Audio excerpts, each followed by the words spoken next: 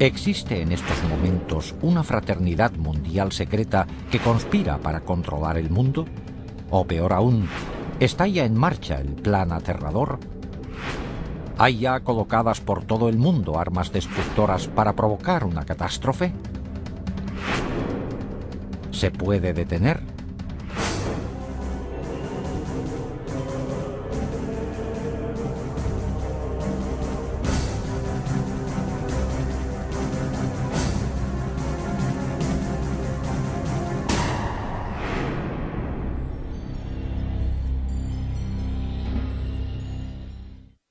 Hola, soy Patrick McNee. Se dice que los Illuminati son una sociedad mundial secreta que lleva siglos funcionando. Una fraternidad oculta que cuenta con gente de lo más influyente del mundo. Gente de todas las razas y religiones que ostenta puestos importantes en gobiernos, iglesias, negocios, enseñanza, ciencia, medicina, ejércitos e instituciones financieras y benéficas. Una hermandad secreta cuyo único propósito es hacerse con el control de los recursos y de las finanzas del mundo entero y de sus habitantes. Si existe semejante sociedad, representa la mayor amenaza al mundo libre. De hecho, eso quiere decir que ahora mismo no existe tal mundo libre. Dicen que es absurdo, pero por primera vez hemos obtenido pruebas no solo de la existencia de tal organización mundial, sino de que se ha infiltrado en dos de las agencias secretas más poderosas del mundo. Es más, se han ocultado armas de destrucción masiva en Estados Unidos y otros países para emplearlas en el futuro. ¿Cómo ha podido ocurrir esto? Para dar con la respuesta, primero hay que explorar los enigmas de las sociedades secretas del mundo, cuya historia, ritos y existencia están envueltos en un velo de misterio. Las sociedades secretas han existido desde hace miles de años. Todas tienen una cosa en común: unos conocimientos únicos que juran mantener secretos. Porque, armados de estos conocimientos, limitados a ellos mismos, creen que pueden controlar a otros. Una de las primeras sociedades secretas sigue existiendo hoy día: los masones. Se cree que sus orígenes se remontan al antiguo Egipto, cuando solo un gremio selecto de canteros poseía unos conocimientos matemáticos especiales para construir las pirámides.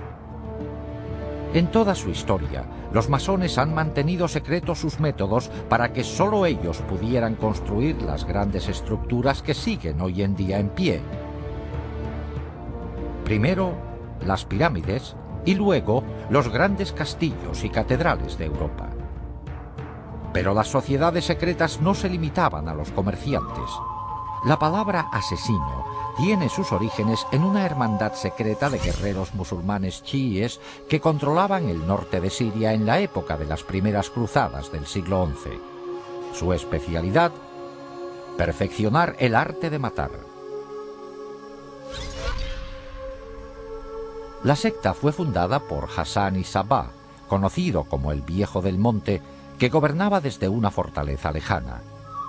Hassan adoctrinó a sus discípulos en la promesa de que, si luchaban y morían por Alá, vivirían eternamente en el paraíso rodeados de placeres celestiales y terrenales. Empleaba la fuerza de la tortura y del asesinato para dar especial impacto a sus doctrinas y garantizar una total disciplina y devoción. Hassan daba hachís a sus fanáticos discípulos para provocarles una sensación de imbatibilidad antes de mandarles a misiones suicidas. Por eso, el nombre de asesino se derivó de la palabra hashashin, o fumador de hachís. En 1100, los asesinos contaban con más de 70.000 miembros fanáticos.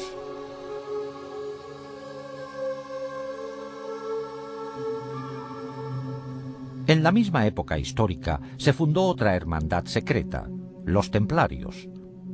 El Priorato de Sion era una fraternidad de caballeros creada en la Francia medieval con la intención de mantener la estirpe merovingia y restaurar su monarquía en Francia. Su sede oficial era la abadía de Notre-Dame du Mont de Sion en Jerusalén.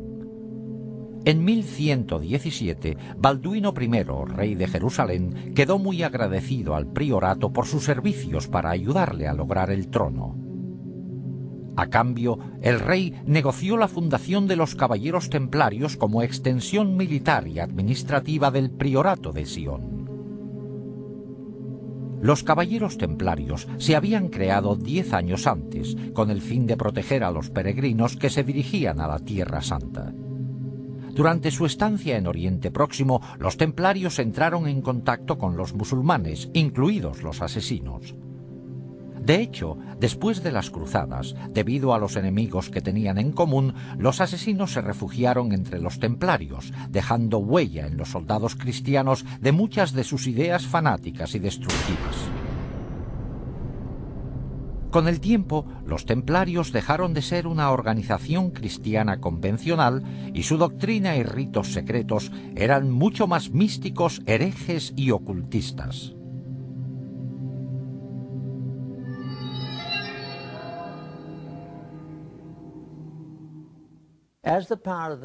A medida que aumentó el poder de los templarios, la hermandad se convirtió en una iglesia dentro de la iglesia, con sus propios bancos, revocando excomuniones dictadas por obispos y solo obedecían al Papa. Desde el principio, todo lo relacionado con los caballeros templarios contiene al menos un elemento de misterio. Se fundaron justo después de la Primera Cruzada, que volvió a abrir la ruta entre Europa y la Tierra Santa. Y en 1118, 9 caballeros franceses con conexión con la corte del conde de Champagne se fueron a la Tierra Santa con el fin, según ellos, de proteger los caminos y las rutas de peregrinaje para que los peregrinos estuvieran seguros ahora que podían visitar los lugares sagrados.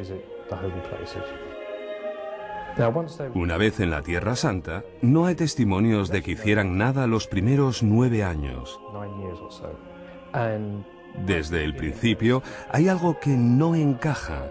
Además, hay testimonios de que esta misión para proteger la ruta de peregrinaje era solo una tapadera.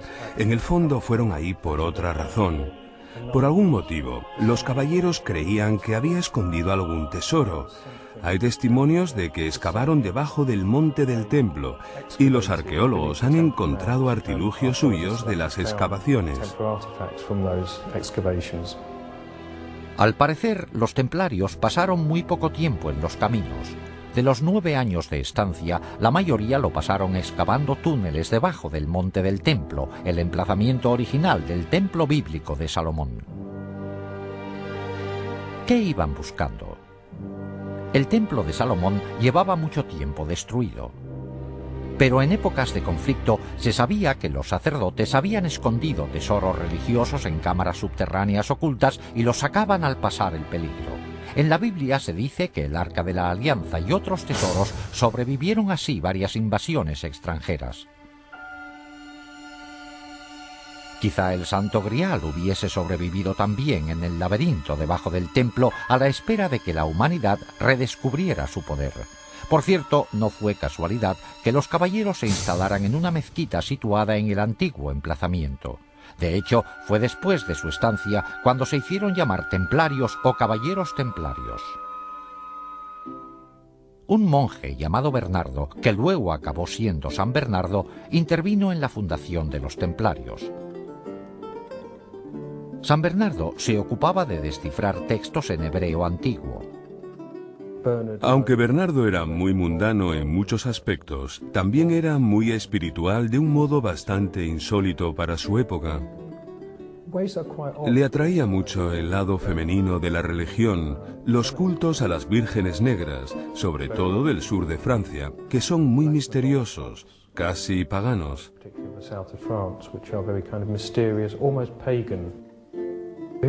Sentía una gran veneración por lo femenino, expresada de muchas formas en la Virgen María, algo nada común en su época.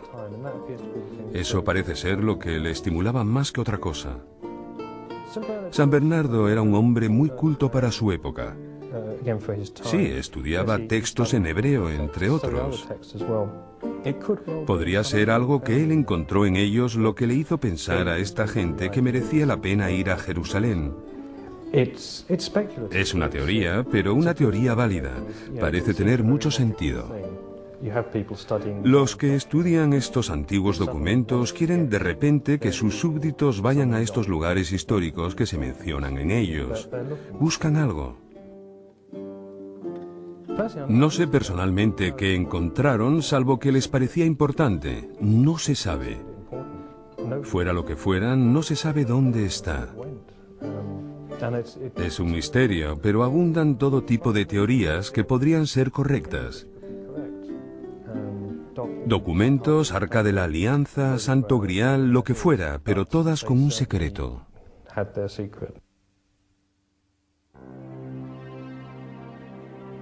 En un texto muy antiguo hay constancia del hallazgo. Nos dirigimos a la cámara secreta e hicimos bajar como antes a un compañero nuestro. Como el sol se hallaba en su punto más elevado, los rayos le permitieron descubrir un pequeño cofre colocado sobre un pedestal labrado y cubierto de oro.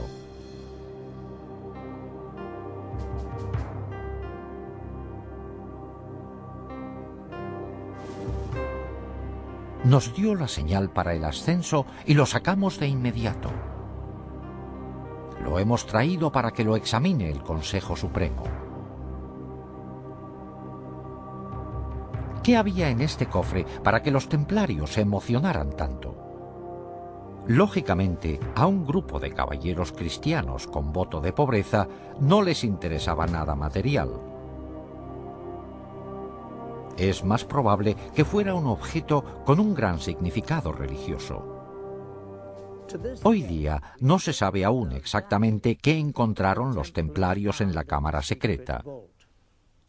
Lo que sí se sabe es que al enterarse del hallazgo, el conde Hughes de Champagne, el hombre que financió la expedición, volvió a Jerusalén para unirse con sus anteriores vasallos.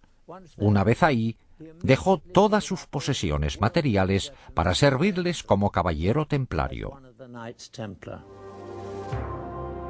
Después de este descubrimiento, el gran maestre de los templarios visitó al Papa, y con la bendición de San Bernardo, la Iglesia reconoció oficialmente su orden. En el mundo cristiano, los hombres se unían rápido a los caballeros, renunciando a sus familias, dejando sus posesiones materiales y aceptando los difíciles votos de pobreza y castidad.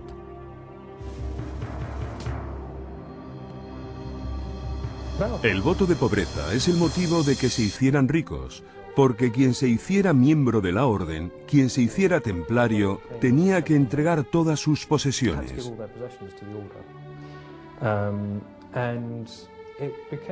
Además, se acabó viendo como un símbolo de prestigio que las familias nobles tuvieran hijos en la orden de los templarios. Y por supuesto, el dinero o las propiedades que tuvieran iban a las arcas. Además, cuando el Papa aprobó la orden, la bendijo y dijo que era bueno que quienes quisieran impresionar al Papa donaran fincas y dinero a esta nueva orden. Y en cantidades ingentes, ningún caballero podía poseer nada. O sea que todas las posesiones como fincas, castillos, ganados y dinero que se les regalaba iban a parar a la orden.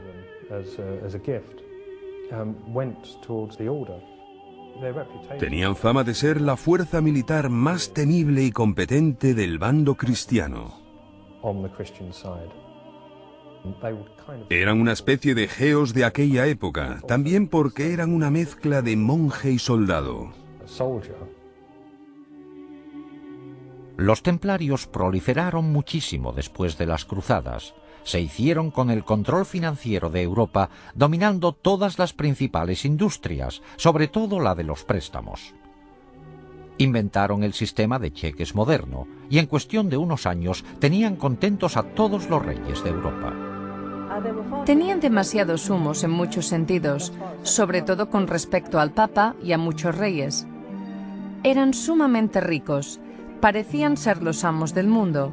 La mayoría de los historiadores cree que recibieron su justo castigo por su riqueza.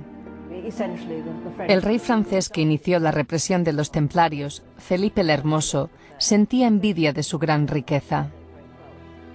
Y se piensa que les acusó de blasfemia y de sacrilegio, pero que lo que en realidad quería era su dinero.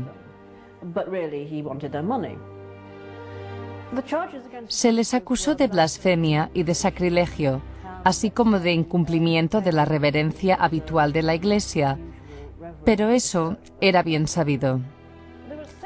Las acusaciones contenían elementos sexuales, pero siempre los hay en acusaciones contra grupos herejes. Se les acusó de sodomía, de actos homosexuales, se les acusó de escupir y de pisotear la cruz, de adorar no solo una cabeza barbuda y cortada, sino también en casos excepcionales se les acusó de adorar la cabeza cortada de un gato. La Iglesia Católica se hizo con las confesiones necesarias para eliminar a los templarios. Un viernes 13 de 1307, el Papa disolvió oficialmente la orden. Su gran maestre murió en la hoguera. A mediados de la década de 1300, los templarios parecían haber desaparecido completamente y se confiscó su hacienda. Pero ¿se podría disolver la hermandad más rica y poderosa del mundo y confiscar toda su riqueza de la noche a la mañana? No. Los templarios, bien preparados y organizados, pasaron rápidamente a la clandestinidad y se llevaron consigo toda su riqueza. Se convirtieron en una sociedad secreta muy poderosa y con muchos fondos. De hecho, como ha demostrado la historia, solo desaparecieron de la vista de la gente. Pero con una nueva faceta, un odio acérrimo a la Iglesia Católica. Al mismo tiempo, el priorato de Sion supuso que la Iglesia haría lo mismo con ellos. También parece que desaparecieron, pero solo de la vista de la gente.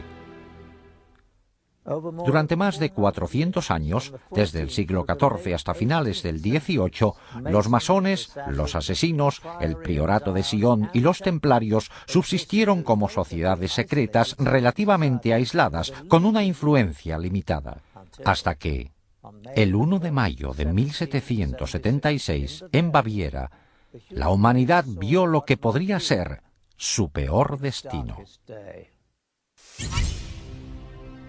Adam Weishaupt, catedrático de Derecho Canónico, educado con los jesuitas y que sabía mucho de ocultismo, formó una nueva organización secreta que aglutinaría a todas las demás con un fin inconcebible: hacerse con el control total del mundo y de sus recursos y dominar por completo a sus habitantes. Weishaupt la describió eufemísticamente como un nuevo orden mundial. Esta hermandad diabólica se fundó inspirándose en una síntesis de las ideas centrales de sociedades secretas anteriores.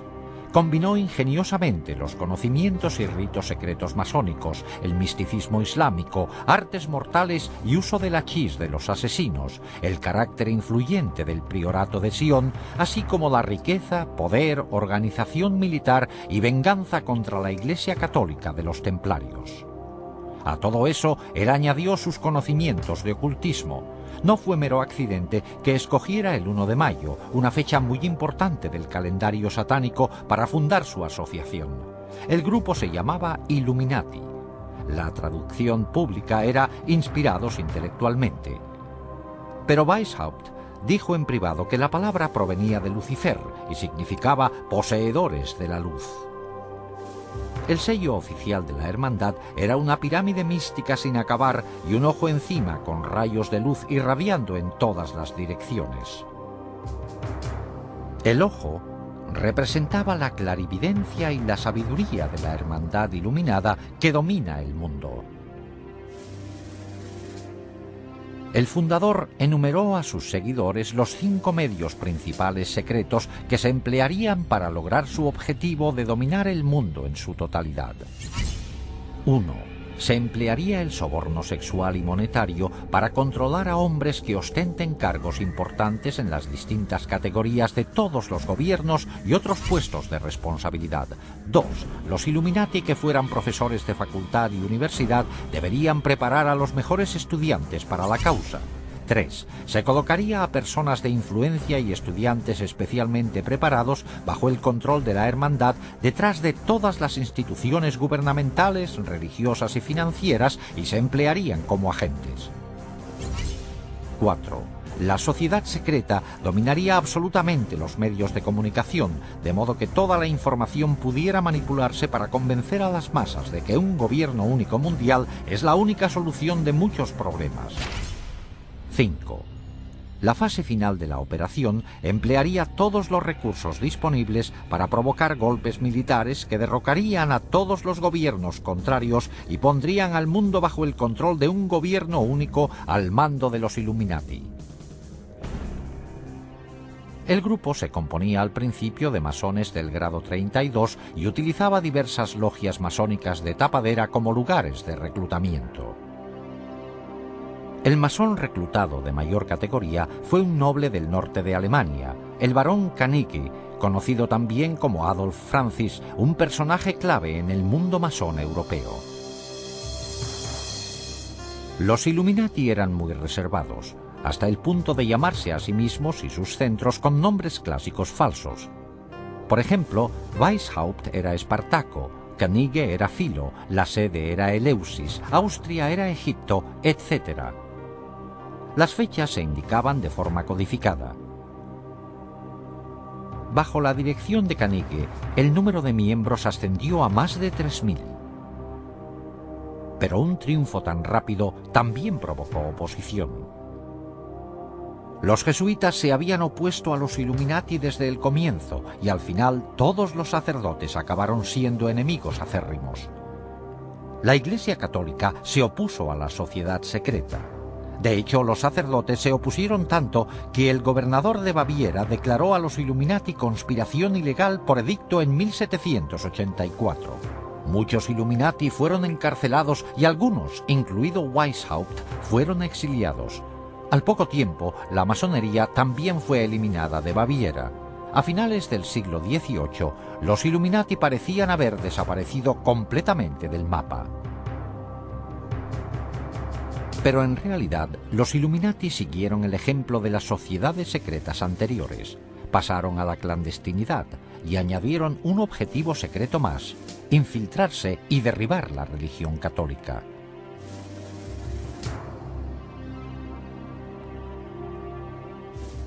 Al observar el mundo hoy día, ¿qué vemos de las sociedades secretas? Existen centros masónicos abiertos en todo el mundo como una organización importante. Los templarios subsisten hoy día como organización masónica de primera categoría en el rito masónico de York. Aún sigue siendo en parte un secreto lo que ocurre dentro de los centros masónicos. Quizás solo los miembros más importantes conozcan los ritos secretos, los objetivos y la venganza contra la Iglesia Católica. Los masones y los templarios han sabido integrarse muy bien en las sociedades más respetadas del mundo. En menor grado, los asesinos han aparecido en público de vez en cuando en la historia. A principios de la década de 1800 se les vio en la India bajo la dirección del Aga Khan, al que atribuían poderes divinos. A finales de esa década, el Aga Khan les llevó a Afganistán, donde mantuvieron una relación duradera con los británicos. Posteriormente, los descendientes del Aga Khan se infiltraron en la cultura occidental. Un ejemplo destacado fue cuando el príncipe Ali Aga Khan, nieto del Aga Khan II, se casó con la actriz norteamericana Rita Hayworth. ¿Han quedado los asesinos, como orden secreta homicida, relegados ya al pasado? Por el derramamiento de sangre actual a manos de extremistas islámicos, se diría que los asesinos siguen vivos y activos. El priorato de Sion también sigue en pie. De hecho, se piensa que varias figuras históricas ilustres han ejercido de grandes maestres del priorato y existen pruebas que lo confirman. En 1975 se descubrió algo en una biblioteca de París. Se encontraron unos pergaminos llamados Le Dossier Le Carré. En estos documentos se revela que entre sus miembros secretos estaban Leonardo da Vinci, Víctor Hugo e Isaac Newton. Hay quienes atribuyen al priorato la creación de la Unión Europea. Se cree que el anterior presidente de Francia, François Mitterrand, era miembro del priorato, al igual que mucha otra gente con poder. En cuanto a la estirpe merovingia, que los miembros del priorato juraban proteger, aún se mantiene. Por matrimonios entre parientes, la mayoría de las familias reales europeas pueden decir que son de ascendencia merovingia, y se dice que de estas familias reales han salido los 44 presidentes de Estados Unidos. Estas conexiones por todo el mundo a través del priorato de Sion eran el medio del que se valían los Illuminati para influir en la política y en el poder mundiales. Pero ¿qué pasó con la sociedad más secreta de todas? Los Illuminati de Weishaupt. La hermandad que prometió unir a todas las demás sociedades secretas para dominar el mundo. ¿Sigue dedicándose activamente a su plan diabólico de dominar el mundo? Por supuesto, nuevos hechos sorprendentes descubiertos revelan que es más fuerte que nunca. El estudio de una sociedad secreta es como estudiar las corrientes de un lago. Las ondas de la superficie nos dan pistas para saber lo que pasa en el fondo. El gran plan de los Illuminati requería infiltrarse en los gobiernos de todo el mundo. En nuestra amplia investigación nos hemos centrado solo en un objetivo, la antigua Unión Soviética, para ver cómo la manipularon los Illuminati.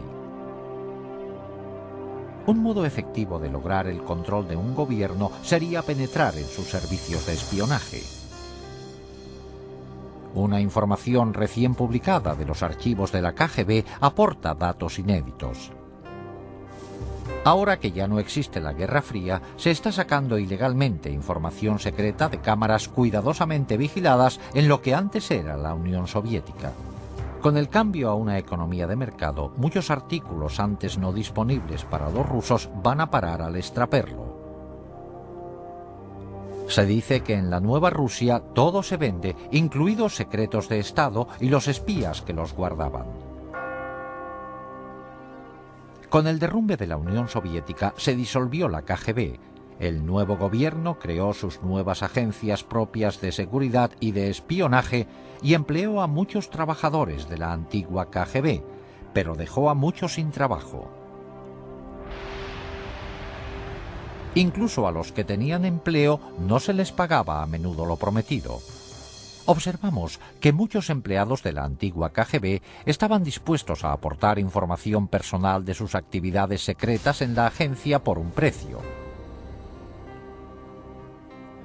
Sin embargo, cuando se mencionaba el tema de los Illuminati, ninguna cantidad de dinero podía persuadir a nadie a hablar de ello. Interpretamos esto como una señal definitiva de que íbamos por buen camino y de que estábamos a punto de correr el peligro de descubrir la presencia de la hermandad secreta en la KGB. Los antiguos empleados de la KGB estaban dispuestos a mandarnos a fuentes clandestinas donde podríamos recabar más datos, pero por nuestra cuenta y riesgo. Aunque la mayoría de las pistas resultaron ser infructuosas, vimos que con paciencia, dinero y un poco de suerte es posible adquirir documentos soviéticos secretos. Con una cámara oculta grabamos numerosos encuentros durante varios meses en que intentamos obtener material relacionado. Esta transacción entre un contacto nuestro en Moscú y extraperlistas resultó ser uno de los encuentros más fructíferos. Aunque, como verán, no faltaron momentos de tensión.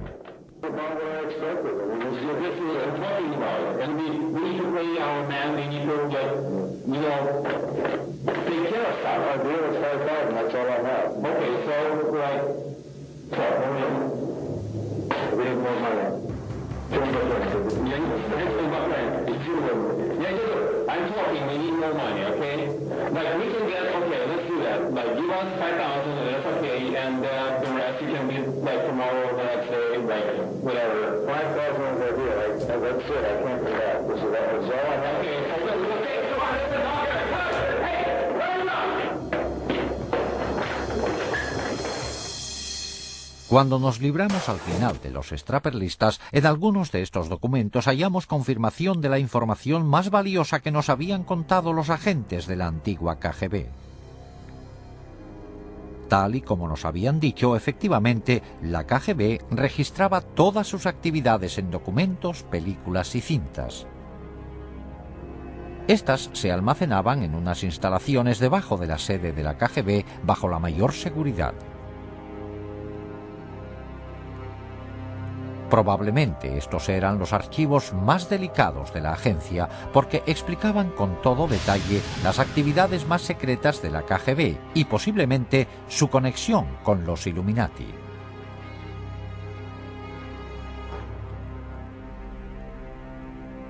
Los documentos que compramos en el mercado negro fueron todo un logro. No solo confirmaban que había más material revelador de la KGB, sino dónde se encontraba. Volvimos otra vez a las fuentes clandestinas, provistos ahora de esta nueva información. Creíamos que, al haber desaparecido la KGB, no existirían la mayoría de las defensas que protegían sus archivos. Alguien debe de tener el conocimiento y acceso para suministrárnoslos a un precio. En los 5 meses siguientes empleamos nuestras fuentes para intentar obtener estos archivos secretos de la KGB.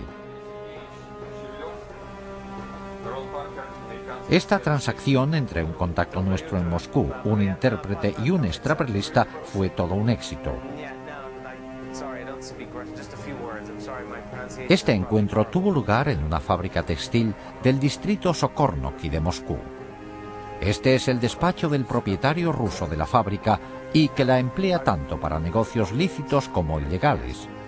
Después de presentarnos e intercambiar unas palabras, se le pregunta al extraperlista si tiene ahí mismo el material de la KGB.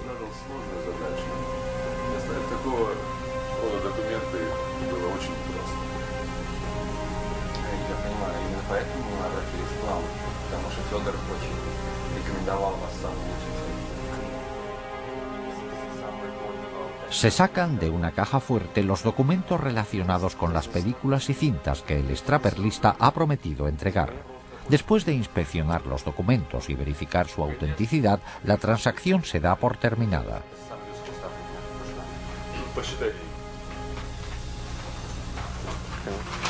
Okay, well, thank you. Спасибо. Пожалуйста. Nice to meet you. Дмитрий Сергеевич, спасибо за вашу работу. До свидания. Una vez realizado el pago, les llevan a otro despacho, donde se dice que están almacenadas las películas y las cintas.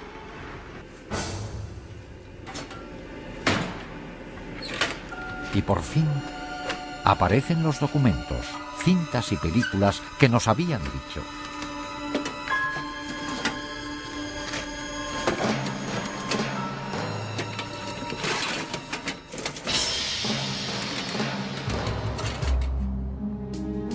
En una asombrosa revelación, incluida en los documentos secretos que obtuvimos, hallamos la prueba de que los Illuminati se infiltraron en la URSS y en la KGB. En unos comunicados entre dos agentes superiores de la KGB se menciona al primer iluminado, Adam Weishaupt, por su nombre. A continuación, aluden a una conexión con dos antiguos gobernantes de Rusia, Stalin y Nikita Khrushchev. Nuestra misión para colocar agentes dentro del Vaticano es un objetivo del que el fundador, Weishaupt, hablaba hace 200 años. Tanto Stalin como Khrushchev intentaron lograrlo durante años, aunque sin éxito. Pero creo que esta vez podremos lograrlo por fin. Es más, en el laboratorio nuestros investigadores descubrieron algo alarmante. En una vista ampliada se observa que un punto minúsculo, el punto final de la última frase de la página, es un sello. Es la pirámide incompleta con un ojo en un triángulo encima.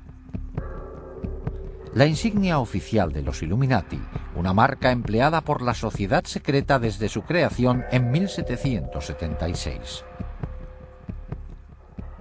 La KGB estaba empeñada en infiltrarse en el Vaticano. ¿Para qué les iba a interesar tanto a los rusos este lugar concretamente? La respuesta es sencilla. A los rusos no les interesaría el Vaticano, pero sí a los Illuminati. No solo fomentaría el odio contra los católicos, sino que además sería importante para lograr el objetivo final de dominar el mundo. El Vaticano puede ser la fuerza más poderosa del planeta para influir en la gente. Las políticas del Vaticano afectan a 1.000 millones de personas dispersas por todo el globo, en comparación con menos de 300 millones bajo el mando directo de Estados Unidos o de la Unión de Repúblicas Socialistas Soviéticas. La figura dominante de este vasto imperio de seguidores es un hombre, el Papa, del que piensan que sus palabras y deseos tienen inspiración divina. Ninguna otra persona en el mundo entero tiene tanto poder e influencia. Los Illuminati tenían un gran interés en influir como pudieran en el Papa y en sus consejeros. La KGB tenía un grupo de agentes destinados en Roma. Pero la ciudad del Vaticano es un mundo muy cerrado. Un Estado independiente reconocido oficialmente con su propio gobierno. En efecto, es un Estado soberano dentro de Roma. La vigilancia desde el exterior deja que desear. A partir de más documentos secretos de la KGB que hemos obtenido, sabemos que en 1972 los Illuminati, valiéndose de la gente que tenían en la KGB, formularon un plan drástico para destinar a un agente suyo dentro del Vaticano. De nuevo, el punto final de la última frase del documento es la pirámide y el ojo en miniatura, la insignia oficial de los Illuminati. Por fin, la hermandad secreta podría empezar a controlar la Iglesia Católica desde dentro. Enviaron a un agente al Vaticano haciéndose pasar por un sacerdote ucraniano expulsado de su país por los comunistas por su retórica anticomunista. Enseguida le aceptó el clero proamericano del Vaticano. Tras unos meses logró su principal objetivo, ganarse la confianza del despacho del cardenal Villot, el secretario de Estado del Papa Pablo VI.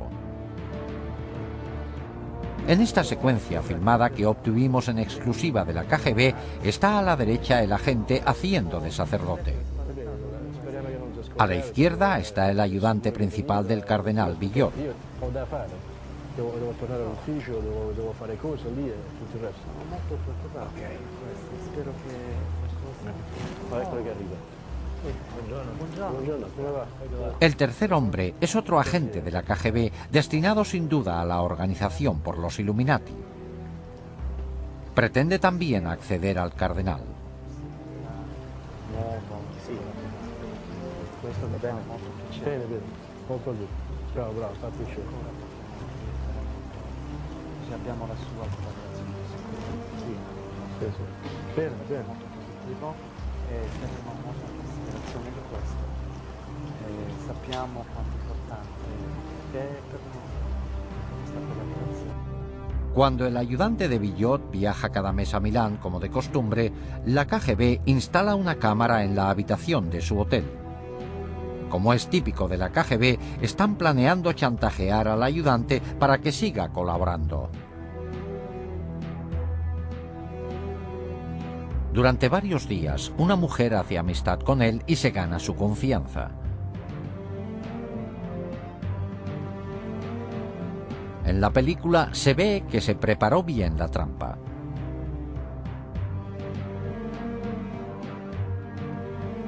Una noche, la mujer va a la habitación de él para salir a cenar juntos.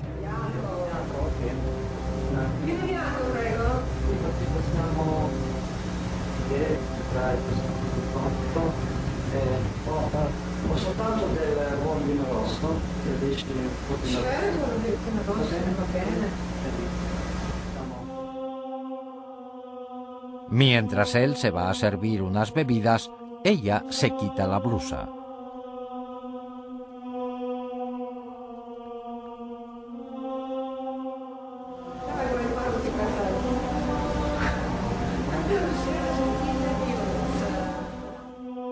La película se corta de repente, pero independientemente del resultado del encuentro, el plano de este sacerdote con una mujer medio desnuda en su cuarto es suficientemente perjudicial como para garantizar la vigilancia de las actividades de Villot. Claro que, al poco tiempo, los agentes de la KGB al mando de los Illuminati empezarán a buscar modos de manipular al mismo Villot. Una vez logrado, estarán muy cerca del núcleo del catolicismo, el Papa Pablo VI. Pero al parecer, los Illuminati no se contentaban solo con ejercer influencia para controlar el Vaticano. A veces recurrían al homicidio.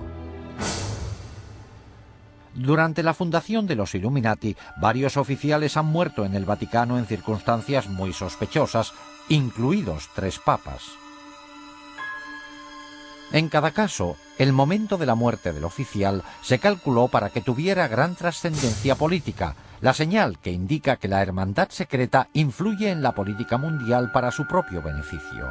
En 1939, el Papa Pío XI iba a realizar una declaración condenando a los nazis y a los fascistas, grupos que cometían las barbaries que defendían los Illuminati. Pero antes de hacer la declaración en público, murió de repente. A un ayudante muy cercano, el cardenal Tisserand, le oyeron decir una y otra vez: «Le han asesinado, le han asesinado».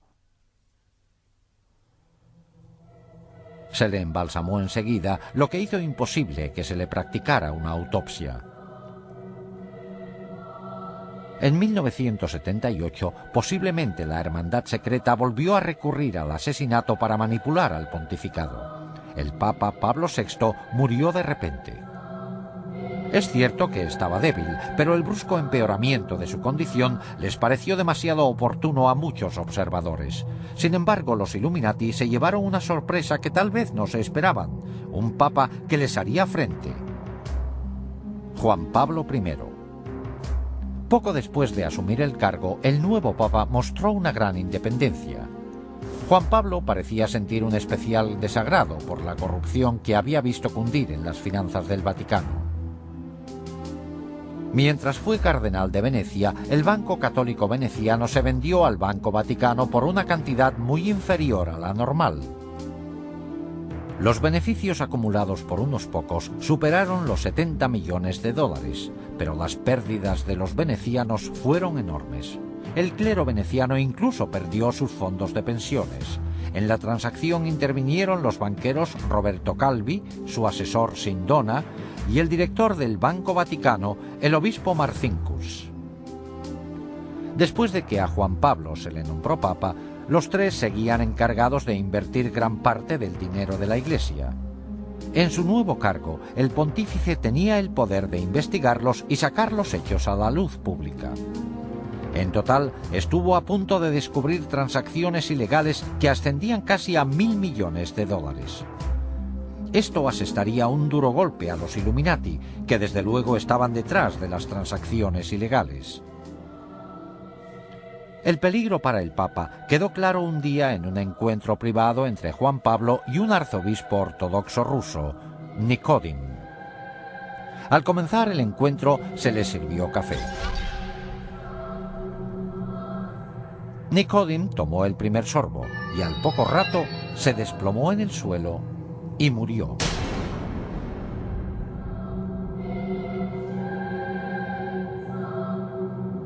La cara se le desfiguró con un gesto horrible, como retorciéndose del dolor. El Papa, estupefacto, volvió a colocar su propia taza antes de dar un sorbo. Seguramente pensó que habían envenenado el café por él. Sin embargo, el médico declaró que el arzobispo había muerto de lo mismo que los demás en el Vaticano, de una fuerte trombosis. Todos los hechos relacionados con la misteriosa muerte del arzobispo ruso apuntaban a un intento de asesinato y encubrimiento. El cadáver del arzobispo fue embalsamado al poco de morirse sin un examen médico completo previo. Después del embalsamamiento sería imposible realizar una autopsia exacta para ver la causa de su muerte, sobre todo si hubo envenenamiento. Además, el café que bebió el arzobispo no se recogió nunca para analizarlo y no se llevó a cabo jamás una investigación forense. Aunque desaparecieron las pruebas, para muchos estaba claro que el Papa se había librado por poco de que le asesinaran 10 días solo después de ser elegido. El incidente fue tan espantoso que Juan Pablo convocó una reunión en secreto con sus 4 cardenales principales para discutir la situación. La reunión se celebró el 28 de septiembre de 1978. En la sala estaban solo los 4 cardenales y el Papa. Hoy día se sigue sin saber exactamente qué dijeron, pero al Papa le pidieron que tomara medidas. Puso fin al mandato del cardenal Billot como secretario de Estado. Este era el mismo cardenal Billot a cuyo ayudante se había chantajeado en las películas de la KGB en 1972. En esos 6 años, este cardenal debió también de caer en la trampa de los Illuminati. Su destitución implicaba que el Papa había descubierto al menos una parte del plan secreto, pero ni siquiera Juan Pablo pudo evitar la muerte a manos de los Illuminati. Esa noche, el pontífice se retiró antes de lo normal y se llevó con él apuntes de la reunión secreta para meditarlos. A las 5 de la madrugada, la ayudante más próxima al Papa, Sor Vincenza, empezó a preocuparse. Su santidad nunca se había quedado dormido. Miró por la puerta. Juan Pablo estaba sentado en la cama con la luz encendida, como si estuviera leyendo. Tenía papeles alrededor. Pero, para sorpresa de ella, su rostro tenía la misma expresión desfigurada y agonizante que la que ella vio en el arzobispo Nicodem días antes. Juan Pablo murió a los 33 días de ser nombrado Papa. Tras más de 200 años de perfeccionar sus artes secretas, los Illuminati ocultaban sus huellas con gran precisión. Aunque el Papa le había destituido de su cargo como secretario de Estado horas antes, el cardenal Billot asumió el mando. Como cardenal más importante, él era ahora el Papa provisional. Se encerró en el cuarto del Papa para recoger los medicamentos y la mayoría de los papeles que había, incluidos los apuntes de la reunión secreta. También se llevó los dulces que le gustaba tomar al pontífice cuando leía, e incluso sus gafas y zapatillas. Estos artículos no se volvieron a ver jamás. Luego, Billot mandó a Sor Vincenza a un convento, tras prohibirle que dijera a nadie que había encontrado al Papa muerto, ni nada de lo que había visto. A las 6:10 de la mañana ordenó que llamaran a los embalsamadores, pero lo más chocante es que llegaron casi al momento. Se calculó que, dada la distancia que tenían que recorrer los embalsamadores, les debieron de contactar a las 4:45 de la mañana, 15 minutos antes de que la hermana descubriera al Papa. A las 7:30 se realizó un comunicado público. La causa de la muerte fue un paro cardíaco. En vez de Sor Vincenza, se dijo que el secretario del Papa, Monseñor Maghe, le había encontrado muerto, y la hora se cambió a las 5:30. Antes de realizarse el comunicado, los embalsamadores ya habían acabado. Al igual que con la muerte similar del arzobispo ruso solo 23 días antes, se descartó la posibilidad de una autopsia 100% exacta. Si hubiera sido un asesinato, las posibilidades de demostrarlo estaban ya descartadas.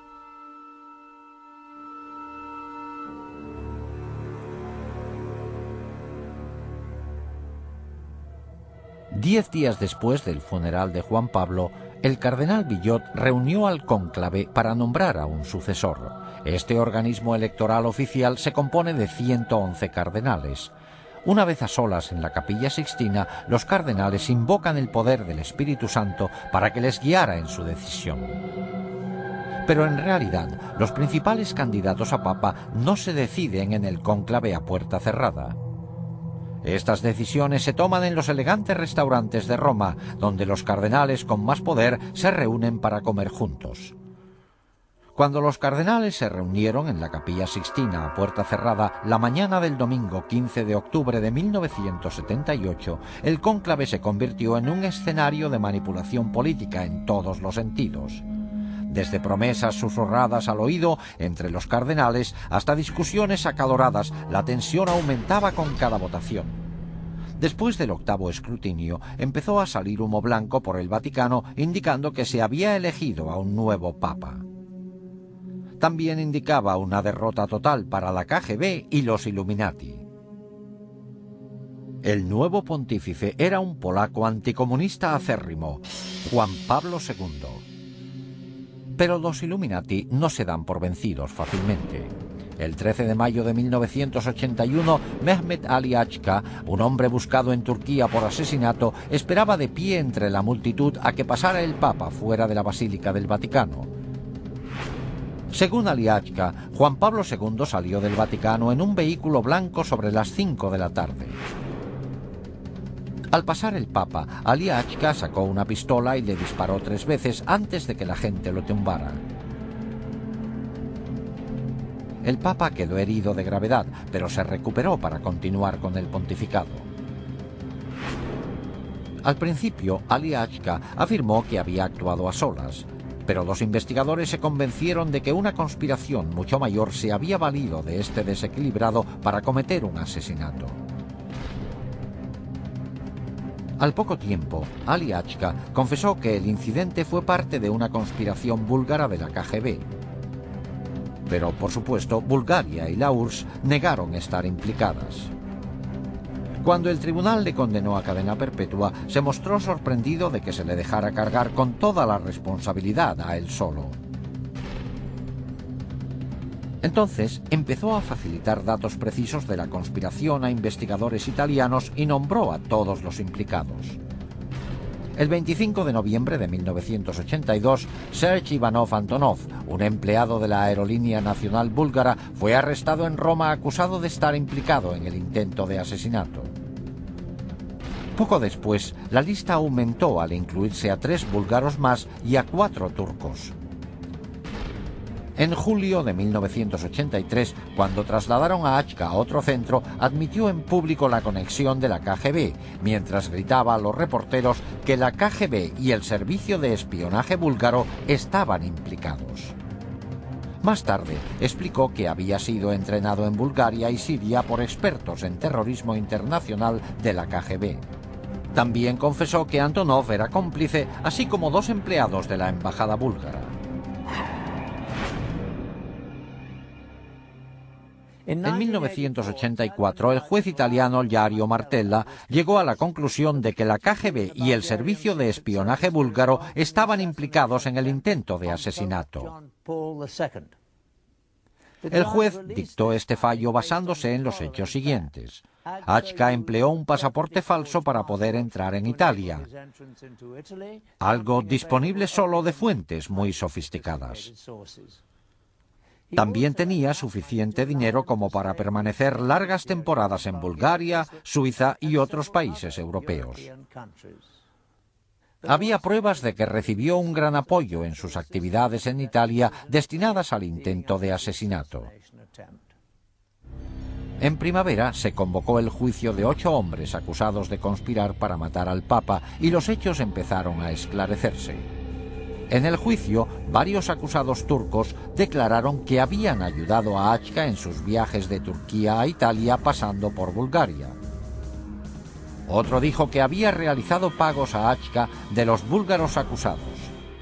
Uno confesó haber entregado a Achka el arma del asesinato en un restaurante de Milán. En los años 80, después de 2 siglos de asignar a sus miembros a puestos elevados, los Illuminati se habían hecho con el control de los tribunales italianos. Al final, para mayor asombro de muchos observadores, el tribunal italiano declaró que faltaban pruebas suficientes para condenar a los conspiradores. El caso Achca demostró no solo que la hermandad secreta había puesto en peligro el sistema jurídico italiano, sino que además los Illuminati se habían infiltrado en la dirección de la KGB. En 1990, Víktor Ivanovich Sheimov, un comandante de la KGB que desertó a Estados Unidos, realizó una sorprendente declaración. Antes de huir de Rusia en 1980, recibió la orden de obtener toda la información posible de cómo poder acceder al Papa en persona. La orden fue firmada por Yuri Andropov, el entonces jefe de la KGB. El mismo Andropov que, solo unos años después, llegaría a ser el presidente de la URSS.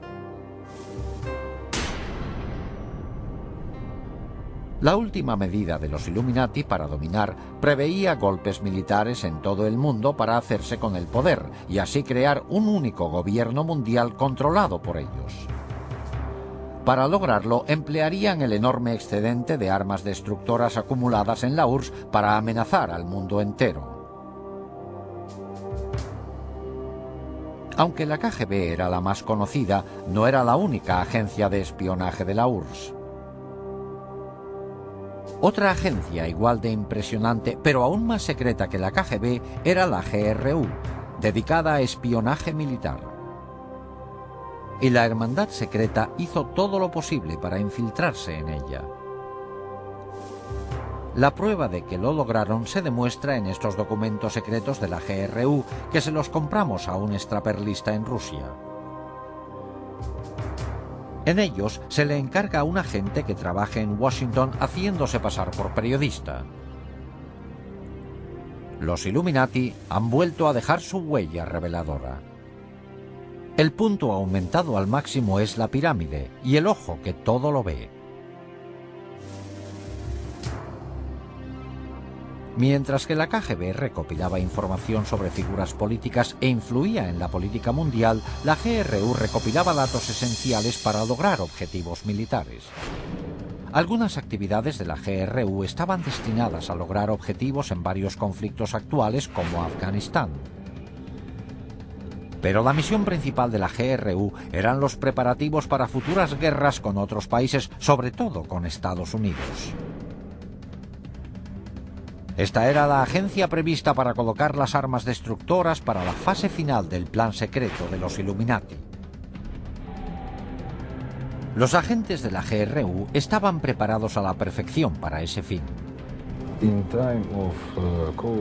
En la época de la Guerra Fría, desde el principio hasta el final, prácticamente en todo el servicio militar, nos empleaban para preparar militarmente a la Unión Soviética para una futura guerra con Estados Unidos. Aparte de su formación militar, los agentes de la GRU recibían 3 años de entrenamiento exhaustivo. Aprendían a usar todos los instrumentos y técnicas de espionaje y se hacían expertos en explosivos. En cuanto estaban preparados, les destinaban a países extranjeros.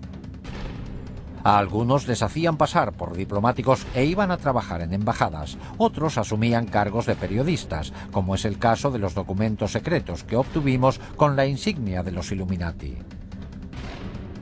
Uno de ellos fue Stanislav Lunev, un antiguo coronel de la GRU que en 1992, después de 20 años en la agencia, fue el oficial militar de mayor categoría de Rusia en desertar. En su libro, así como en una entrevista exclusiva con nosotros, Lunev nos muestra directamente los entresijos de la GRU.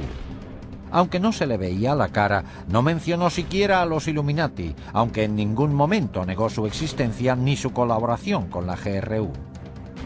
Sin embargo, revela algunos hechos sorprendentes.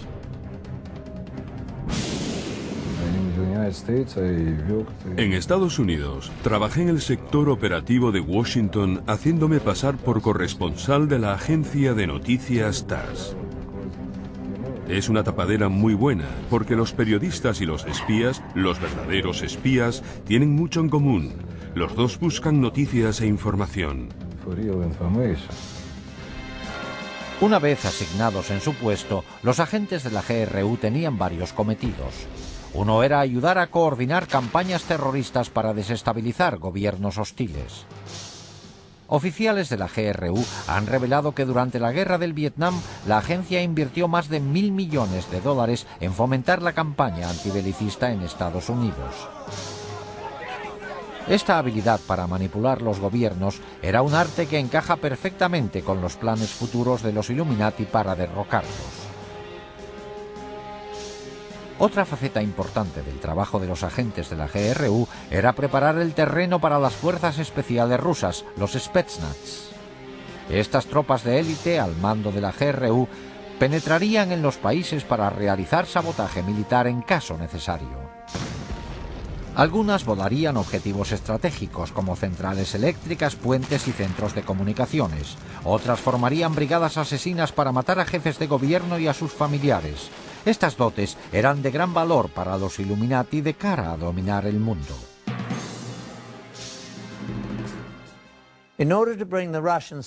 Para trasladar las fuerzas especiales rusas al extranjero cuando hiciera falta, la GRU tenía que cerciorarse de que tuvieran acceso para cruzar las fronteras.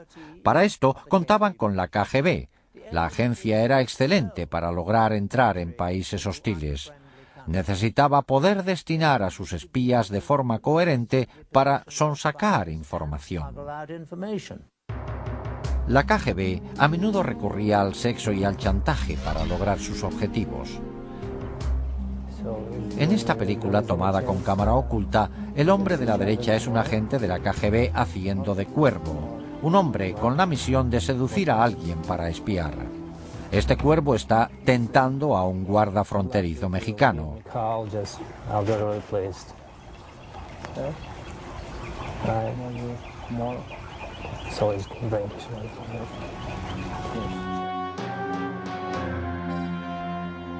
En cuanto el guarda picó, los agentes de la KGB podían cruzar de México a Estados Unidos por este puesto sin problemas.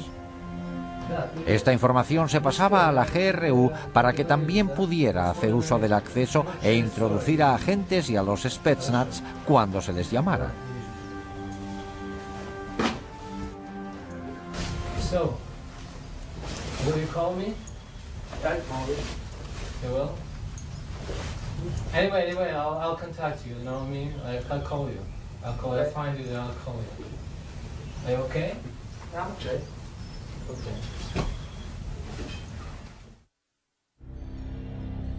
Para ejecutar el programa de caos mundial y golpes militares, la Hermandad Secreta se sirvió de la GRU para colocar por todo el mundo agentes clandestinos y armas destructoras.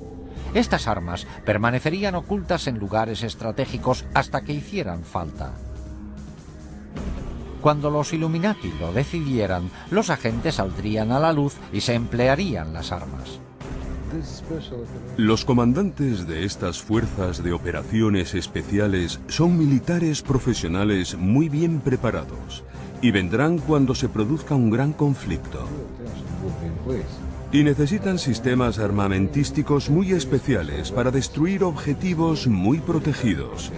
O sea que dispondrán de armas nucleares, químicas, biológicas y de otros tipos.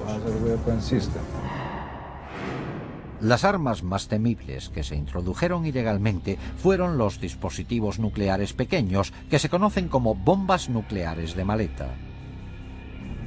Estas armas pueden transportarse fácilmente, pero tienen una potencia destructora enorme. Una vez introducidas en Estados Unidos y otros países enemigos, se escondieron en lugares seguros y podrían recuperarse en tiempo de guerra. Se calcula que un alarmante número de estos dispositivos nucleares se colocó en Estados Unidos y en otros países. Con toda probabilidad, estos dispositivos permanecen ocultos en lugares secretos listos para emplearse hoy. Gracias a los archivos de la KGB abiertos recientemente, hemos visto asombrados cómo los Illuminati han estado manipulando hasta ahora las instituciones mundiales como el Vaticano. y hemos visto que se han colocado por todo el mundo armas destructoras. Nos hemos centrado solo en la conexión de Rusia con los Illuminati.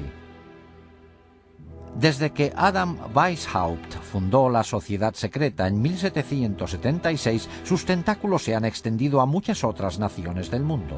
Incluso en Estados Unidos existen señales reveladoras. La más obvia se halla en el reverso del billete de $1. Se ven claramente la pirámide y el ojo, la insignia de los Illuminati, que se incluyó ahí en 1933 por orden del presidente Franklin D. Roosevelt. Debajo se lee en latín Novus Ordo Seclorum, que se traduce como Nuevo Orden Mundial.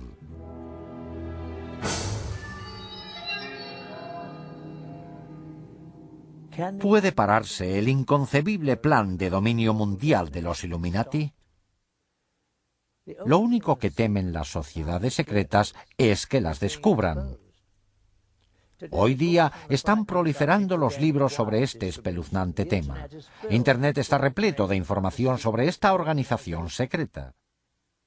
Lo único que podemos hacer es esperar que toda la gente del mundo vea las señales y que hagan caso de la clara advertencia de que hay quienes están escondidos al acecho pensando en quitarnos nuestra libertad. Con ustedes, Patrick Macnee, gracias por su atención.